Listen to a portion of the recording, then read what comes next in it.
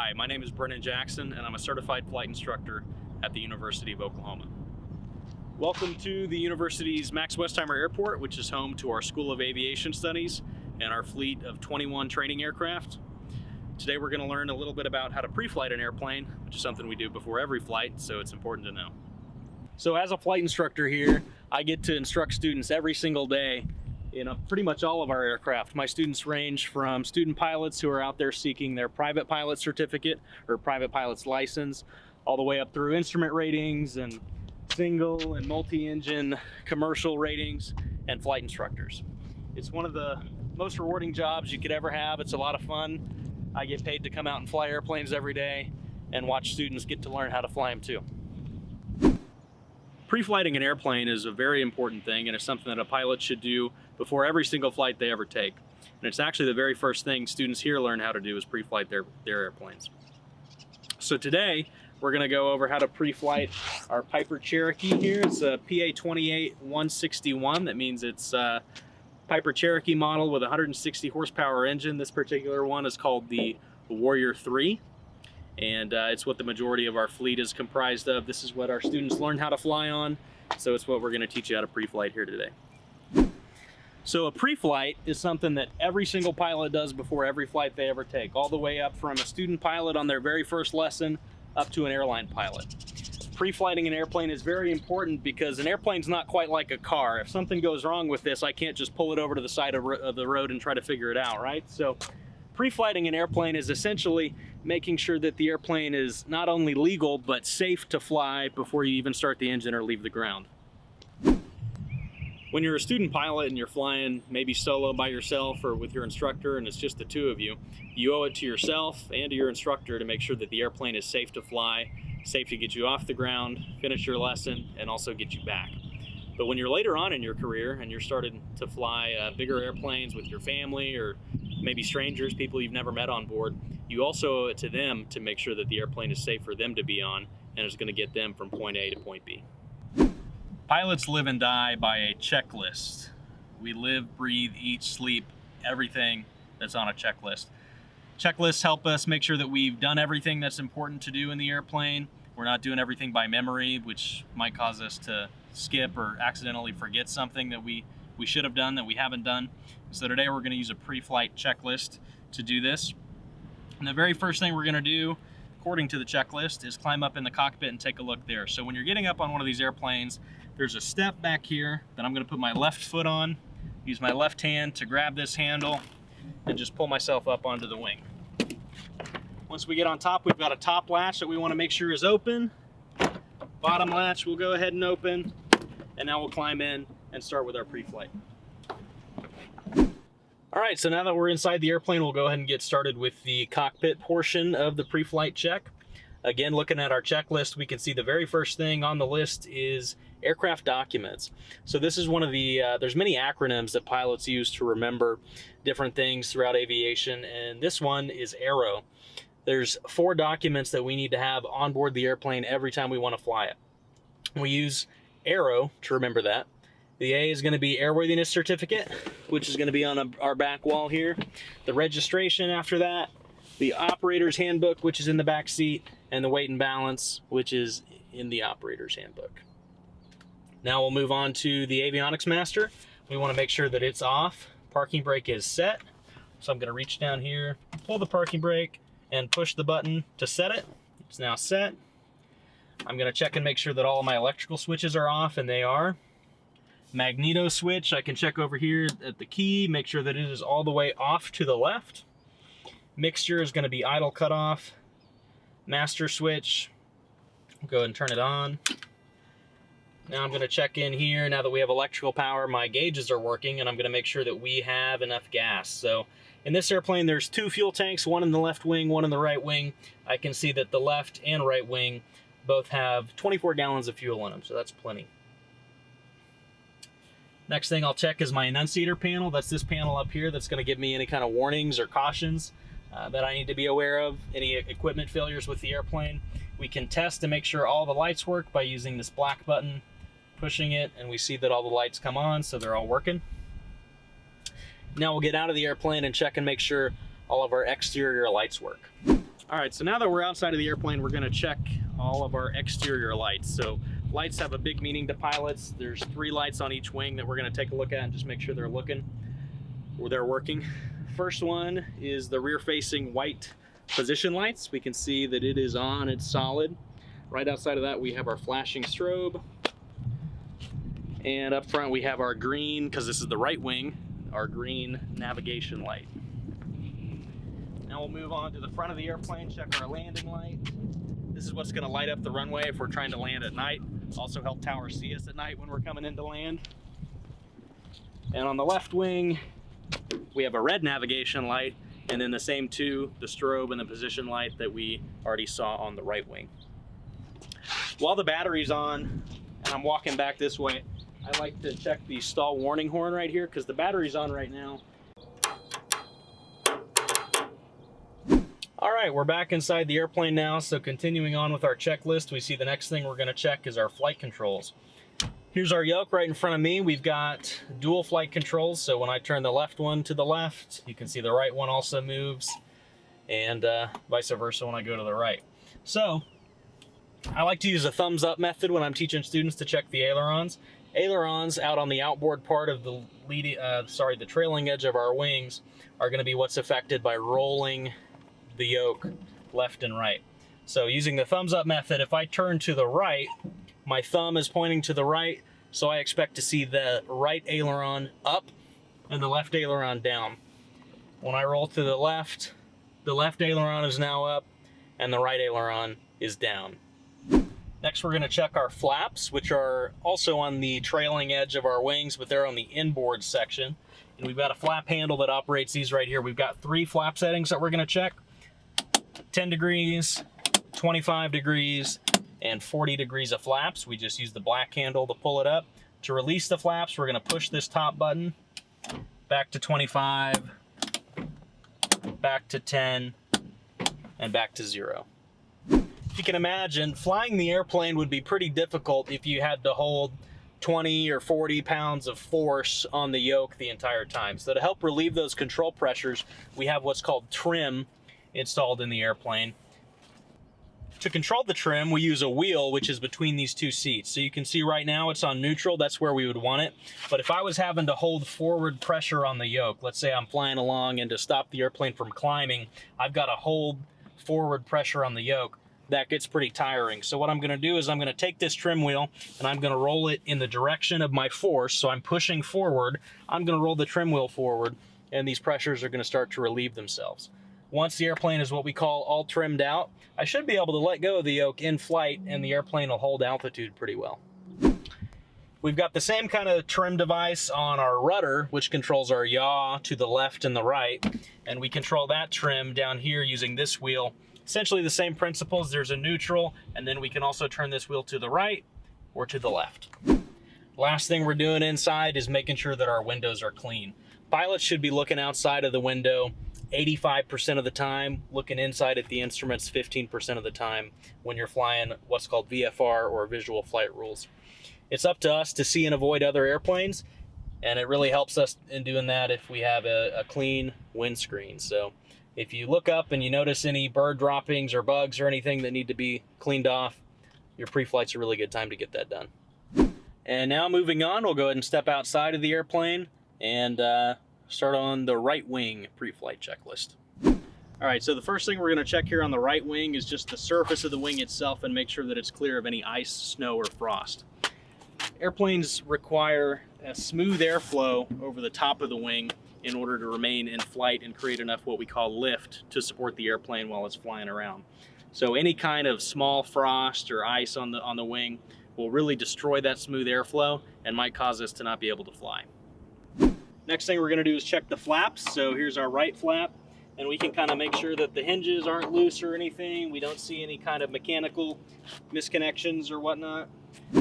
To control the buildup of static electricity in the wings, we've got what's called static wicks. So we've got 3 of them on the trailing edge of the wing that we just want to make sure aren't loose, aren't hanging. They're attached the way that they should be. Now we're on to the right aileron. This is what we were controlling with the yoke. So if you can see through the window at the yoke, when I pull up, this yoke is going to turn to the right. When I push down, it's going to turn to the left. And if you can see through the window, as I move this one, the left wing aileron will move in the opposite direction.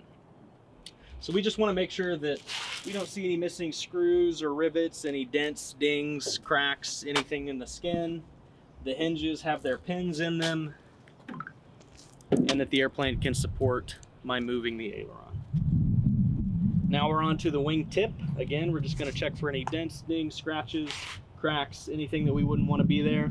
We've already checked these lights, but now that they're not flashing at us, it's a good time to make sure they're not cracked. All right, now moving on to the leading edge of our wing. We're just checking to make sure everything's smooth, everything looks like it's supposed to, nothing is missing. And we're going to come down to check the fuel in our airplane. So again, unlike a car, if something's wrong with the gas in this airplane, we can't pull over and try to figure out what's going on. So we need to make sure that the gas is the right grade and doesn't have any sediments or anything in it before we take off. And we do that by what we call sumping the fuel tanks. So I'm down here at the very lowest part of the fuel tank, and I'm going to take this cup and get some gas out of the tank itself, and it should be blue. So I can see here next to the white background of the wing that this gas is blue. That means it's 100 low lead avgas, which is the kind of fuel that we want in this airplane. We don't want anything else really. And I can also hold it up and shake it around a little bit to make sure that there's no dust or debris that's gotten into the fuel, and also no water. So water is heavier than avgas, and if there were to be water in this cup, since it's heavier, it would sink to the bottom, and we'd be able to see pretty immediately that there's some water that's gotten into our fuel tank. All right, the next thing we're going to do is check our fuel supply. So we can do that a couple of different ways. Number one, we already checked inside the airplane and we saw that it's telling us we've got 24 or 25 gallons in the right and the left tank, but gauges can be wrong and your eyes typically don't lie to you. So we always check visually to make sure that we've got the amount of gas that we think we do. So we'll take this gas cap here, screw it off, and right off the bat I can see that this gas tank is full, so we're good to go. Another component of the fuel system that's really important to check is what's called a fuel drain or a fuel vent. So if we look right here, we can see there's this little piece of metal hanging down, and essentially this allows air to get into the fuel tank when it needs to, and it also allows excess fuel to drain out of the tank. So you can imagine when the gas gets sucked into the engine, it has to be replaced by something. If there's not an air inlet here to replace that empty space in the tank with air, the tank would crumple on itself, or it probably wouldn't even create a vacuum strong enough to get fuel to the engine in the first place, so the engine wouldn't run. So it's really important that this fuel vent or fuel drain is open, it's not clear, there's no wasps that have gone in there and created any nests or anything like that. So I can see that this hole is not blocked, and we're good to go on that. All right, the next thing we want to check is the tire tread. Tire itself, make sure that it's got enough tread on it, make sure that it's full of air. There's no bald patches where somebody slammed on the brakes and there's no tread anymore. So we can see this one's got very good tread on it. Looks like a fairly new tire because all these little stubs are still here, and it is plenty full of air. Moving on to the other side of the tire, we've got our brake disc. So we just want to check that, make sure there's no hydraulic fluid leaking anywhere. The brake disc doesn't have any cracks in it. It isn't worn down to where it's super, super thin. We've still got a good amount of brakes on us. We also want to check the strut, which is this silver piece of the airplane that's sticking out. And we just want to make sure that the strut has enough air in it to keep the airplane up off the ground. The strut's not collapsed on itself. So we like to say that we want to see about a fist width of silver sticking out on each strut of the mains. So this one's good. Moving up right here, we have our fresh air inlet. This is very, very, very important, not to the airplane itself in terms of whether or not it'll fly, but to the comfort of everybody inside. In the middle of summer, in these airplanes that don't have air conditioning, you really want to make sure, again, that no wasps have gone in here and created a nest or something that's going to block getting fresh air into the cabin.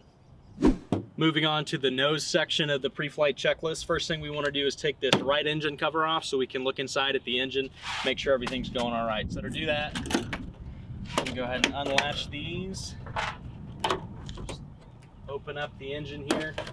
And once we're on the inside, there's a few things that we want to check, but mainly we're looking for any oil leaks. So there's no oil leaks around on the inside of this engine. I don't see any loose wires or lines.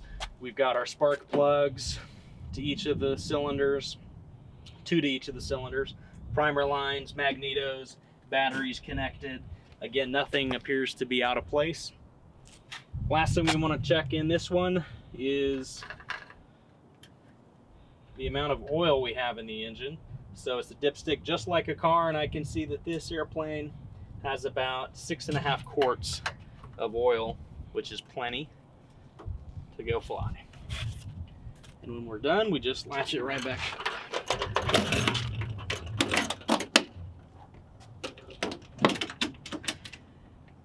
Now we'll keep walking around to the front and check out the propeller and spinner. Here's our spinner.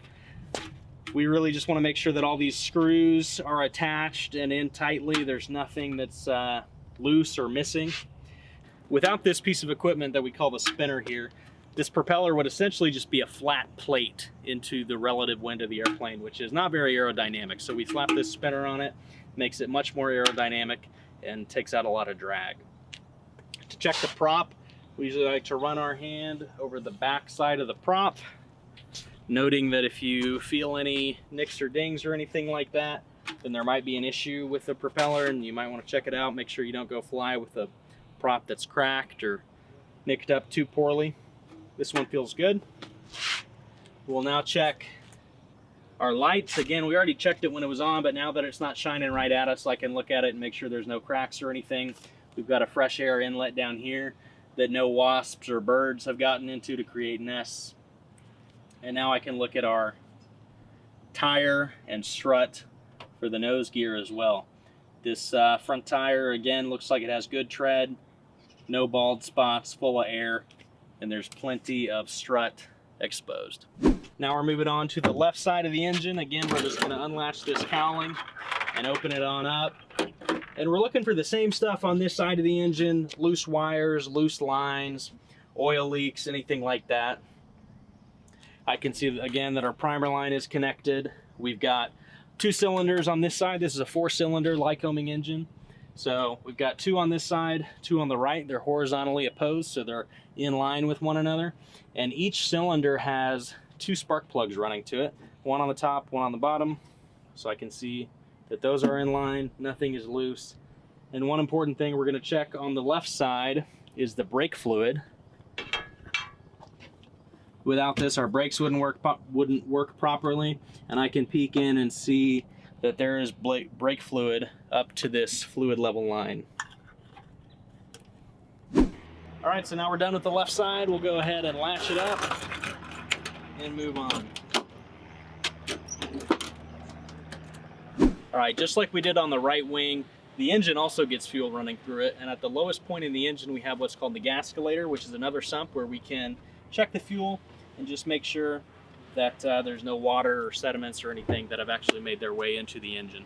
All right, next on our checklist is going to be the left wing checklist, which is exactly the same as the right with 2 exceptions. Number 1, on the left side is where we have all our stall warning vane. This is what we checked when the battery was on and we were checking the stall warning horn.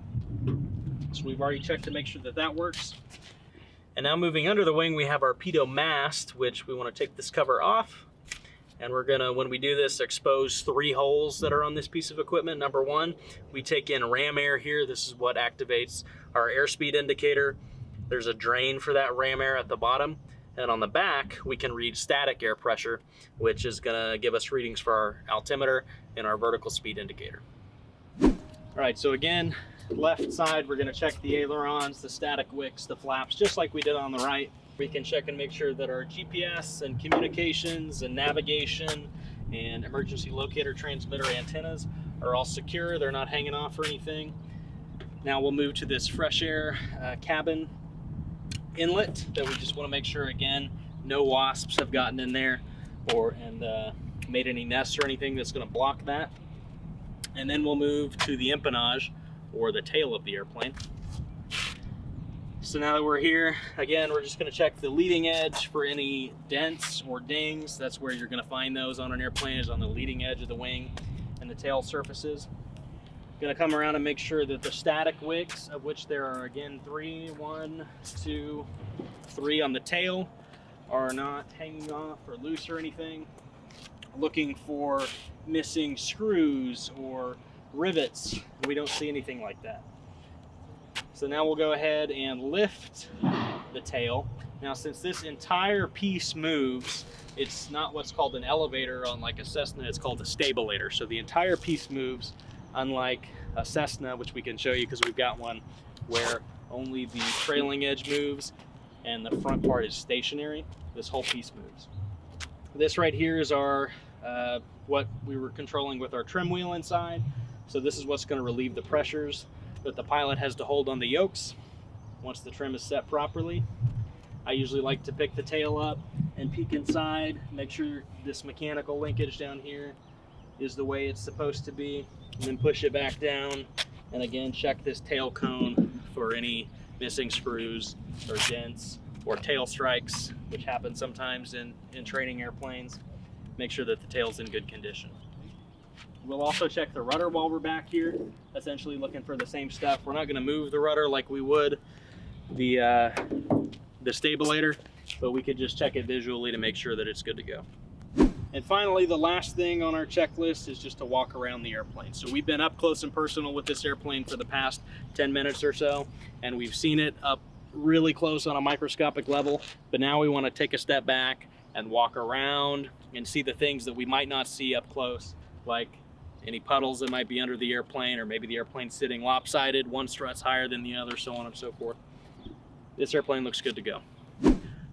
I know this is probably going to wind up being a longer lesson, and it felt like it was a lot like you're drinking from a fire hose, I know, but I promise you, once you've done this hundreds and hundreds of times, pre-flight should probably take anywhere between 5 and 10 minutes. So it's going to be a lot quicker. You're going to develop what we call a flow, which is where you can just walk around the airplane.